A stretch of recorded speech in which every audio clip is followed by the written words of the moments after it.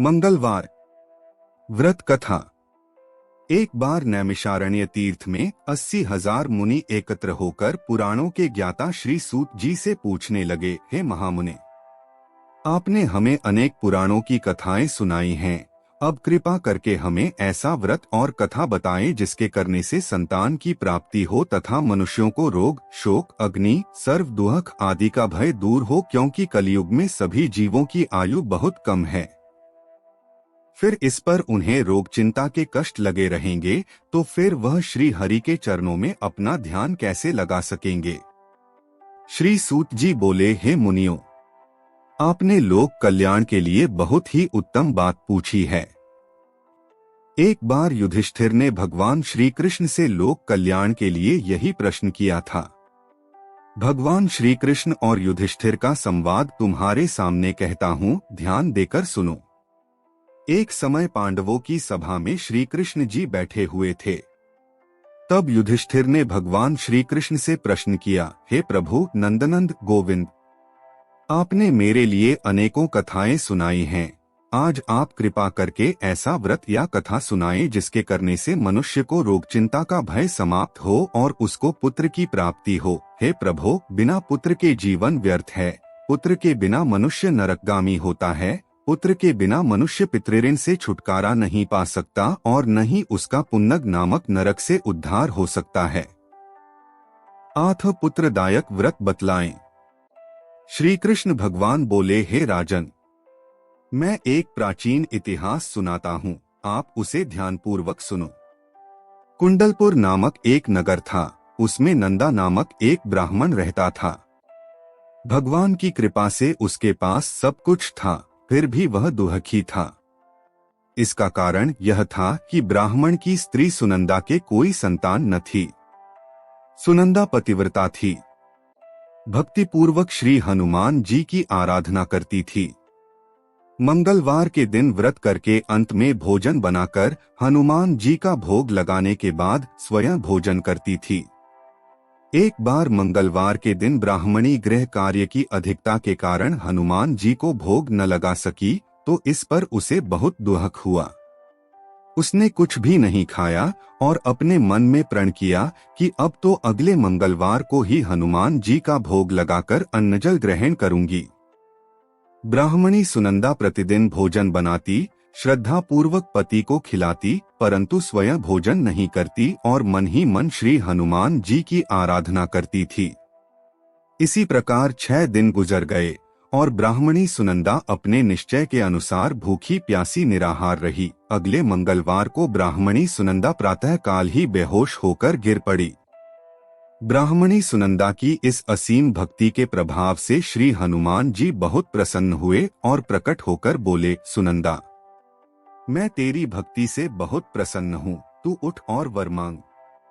सुनंदा अपने आराध्य देव श्री हनुमान जी को देखकर आनंद की अधिकता से विह्वल हो श्री हनुमान जी के चरणों में गिरकर बोली, हे प्रभु, मेरी कोई संतान नहीं है, कृपा करके मुझे संतान प्राप्ति का आशीर्वाद दें, आपकी अति कृपा होगी। श्री महावीर जी बोले, तेरी इच्छा पूर्ण होगी, तेरे एक कन्या पैदा होगी, उसके अष्टांग प्रतिदिन सोना दिया करेंगे। इस प्रकार कहकर श्री महावीर जी अंतर्ध्यान हो गए। ब्राह्मणी सुनंदा बहुत हर्षित हुई और सभी समाचार अपने पति से कहा। ब्राह्मण देव कन्या का वरदान सुनकर कुछ दुखी हुए, परंतु सोना मिलने की बात सुनी तो बहुत प्रसन्न हुए। विचार किया कि ऐसी कन्या के साथ मेरी निर्धनता भी समाप्त हो जाएगी। श्री हनुमान जी की कृपा से वह ब्राह्मणी गर्भवती हुई और 10वें महीने में उसे बहुत ही सुंदर पुत्री प्राप्त हुई। यह बच्ची अपने पिता के घर में ठीक उसी तरह से बढ़ने लगी जिस प्रकार शुक्ल पक्ष का चंद्रमा बढ़ता है। 10वें दिन ब्राह्मण ने उस बालिका का नामकरण संस्कार कराया। उसके कुल पुरोहित ने उस बालिका का नाम रत्नावली रखा, क्योंकि यह कन्या सोना प्रदान किया करती थी। इस कन्या ने पूर्वजन्म में बड़े ही विधान से मंगलदेव का व्रत किया था। रत्नावली का अष्टांग बहुत सा सोना देता था। उस सोने से नंदा ब्राह्मण बहुत ही धनवान हो गए। अब ब्राह्मणी भी बहुत अभिमान करने लगी थी। समय बीतता रहा। अब रत्नावली 10 वर्ष की हो चुकी थी। एक दिन जब नंदा ब्राह्मण प्रसन्नचित्त था, तब सुनंदा ने अपने पति से कहा, मेरी पुत्री रत्नावली विवाह के योग्य हो गई है, अतः आप कोई सुंदर तथा योग्य वर देखकर इसका विवाह कर दें। यह सुन ब्राह्मण बोला, अभी तो रत्नावली बहुत छोटी है। तब ब्राह्मणी बोली, शास्त्रों की आज्ञा है कि कन्या 8वें वर्ष में गौरी, 9 वर्ष में राहिणी, 10वें वर्ष में कन्या, इसके पश्चात रजस्वला हो जाती है। गौरी के दान से पाताल लोक की प्राप्ति होती है, राहिणी के दान से बैकुंठ लोक की प्राप्ति होती है, कन्या के दान से इंद्रलोक में सुखों की प्राप्ति होती है। अगर हे पतिदेव, रजस्वला का दान किया जाता है तो घोर नरक की प्राप्ति होती है। इस पर ब्राह्मण बोला, अभी तो रत्नावली मात्र 10 ही वर्ष की है और मैंने तो 16-16 साल की कन्याओं के विवाह कराए हैं, अभी जल्दी क्या है। तब ब्राह्मणी सुनंदा बोली, आपको तो लोभ अधिक हो गया लगता है। शास्त्रों में कहा गया है कि माता पिता और बड़ा भाई रजस्वला कन्या को देखते हैं तो वह अवश्य ही नरकगामी होते हैं। तब ब्राह्मण बोला, अच्छी बात है, कल मैं अवश्य ही योग्य वर की तलाश में अपना दूत भेजूंगा। दूसरे दिन ब्राह्मण ने अपने दूत को बुलाया और आज्ञा दी कि जैसी सुंदर मेरी कन्या है, वैसा ही सुंदर वर उसके लिए तलाश करो। दूत अपने स्वामी की आज्ञा पाकर निकल पड़ा। पंपई नगर में उसने एक सुंदर लड़के को देखा। यह बालक एक ब्राह्मण परिवार का बहुत गुणवान पुत्र था। इसका नाम सोमेश्वर था। दूत ने इस सुंदर व गुणवान ब्राह्मण पुत्र के बारे में अपने स्वामी को पूर्ण विवरण दिया। ब्राह्मण नंदा को भी सोमेश्वर अच्छा लगा और फिर शुभ मुहूर्त में विधिपूर्वक कन्यादान करके ब्राह्मण ब्राह्मणी संतुष्ट हुए। परंतु ब्राह्मण के मन तो लोभ समाया हुआ था। उसने कन्यादान तो कर दिया था, पर वह बहुत खिन्न भी था। उसने विचार किया कि रत्नावली तो अब चली जाएगी और मुझे इससे जो सोना मिलता था वह अब मिलेगा नहीं। मेरे पास जो धन था कुछ तो इसके विवाह में खर्च हो गया और जो शेष बचा है वह भी कुछ दिनों पश्चात समाप्त हो जाएगा। मैंने तो इसका विवाह करके बहुत बड़ी भूल कर दी है। अब कोई ऐसा उपाय हो कि रत्नावली मेरे घर में ही बनी रहे, अपनी ससुराल ना जावे। लोभ रूपी राक्षस ब्राह्मण के मस्तिष्क पर छाता जा रहा था। रात भर अपनी शैया पर बेचैनी से करवटें बदलते बदलते उसने एक बहुत ही क्रूर निर्णय लिया। उसने विचार किया कि जब रत्नावली को लेकर उसका पति सोमेश्वर अपने घर के लिए जाएगा तो वह मार्ग में छिपकर सोमेश्वर का वध कर देगा और अपनी लड़की को अपने घर ले आवेगा, जिससे नियमित रूप से उसे सोना भी मिलता रहेगा और समाज का कोई मनुष्य उसे दोष भी नहीं दे सकेगा। प्रातःकाल हुआ तो नंदा और सुनंदा ने अपने जमाई तथा लड़की को बहुत सारा धन देकर विदा किया। सोमेश्वर अपनी पत्नी रत्नावली को लेकर ससुराल से अपने घर की तरफ चल दिया।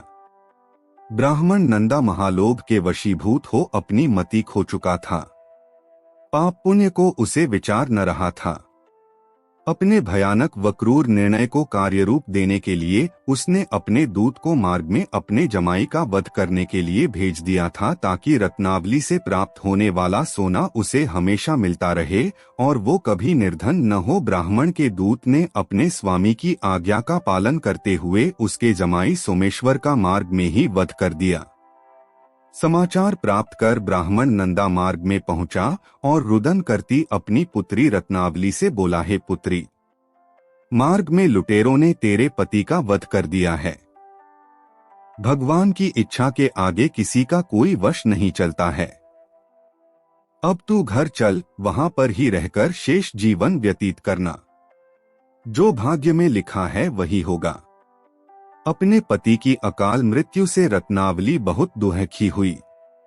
करुण क्रंदन व रुदन करते हुए अपने पिता से बोली, हे पिताजी, इस संसार में जिस स्त्री का पति नहीं है उसका जीना व्यर्थ है। मैं अपने पति के साथ ही अपने शरीर को जला दूंगी और सती होकर अपने इस जन्म को, माता पिता के नाम को तथा सास ससुर के यश को सार्थक करूंगी। ब्राह्मण नंदा अपनी पुत्री रत्नावली के वचनों को सुनकर बहुत दुखी हुआ। विचार करने लगा, मैंने व्यर्थ ही जमाई वध का पाप अपने सिर लिया। रत्नावली तो उसके पीछे अपने प्राण तक देने को तैयार है। मेरा तो दोनों तरफ से मरण हो गया। धन तो अब मिलेगा नहीं, जमाई वध के पाप के फलस्वरूप यम यातना भी भुगतनी पड़ेगी। यह सोचकर वह बहुत खिन्न हुआ। सोमेश्वर की चिता बनाई गई। रत्नावली सती होने की इच्छा से अपने पति का सिर अपनी गोद में रखकर चिता में बैठ गई। जैसे ही सोमेश्वर की चिता को अग्नि लगाई गई, वैसे ही प्रसन्न हो मंगलदेव वहां प्रकट हुए और बोले, है रत्नावली, मैं तेरी पति भक्ति से बहुत प्रसन्न हूँ, तू वर मांग। रत्नावली ने अपने पति का जीवन दान मांगा। तब मंगलदेव बोले, रत्नावली, तेरा पति अजरमर है, यह महाविद्वान भी होगा, और इसके अतिरिक्त तेरी जो इच्छा हो वर मांग। तब रत्नावली बोली, हे ग्रहों के स्वामी, यदि आप मुझ पर प्रसन्न हैं तो मुझे यह वरदान दीजिए कि जो भी मनुष्य मंगलवार के दिन प्रातः काल लाल पुष्प लाल चंदन से पूजा करके आपका स्मरण करे, उसको रोग व्याधि न हो, स्वजनों का कभी वियोग न हो, सर्प अग्नि तथा शत्रुओं का भय न रहे। जो स्त्री मंगलवार का व्रत करे वह कभी विधवा न हो। मंगलदेव तथास्तु कहकर अंतर्ध्यान हो गए। सोमेश्वर मंगलदेव की कृपा से जीवित हो उठा।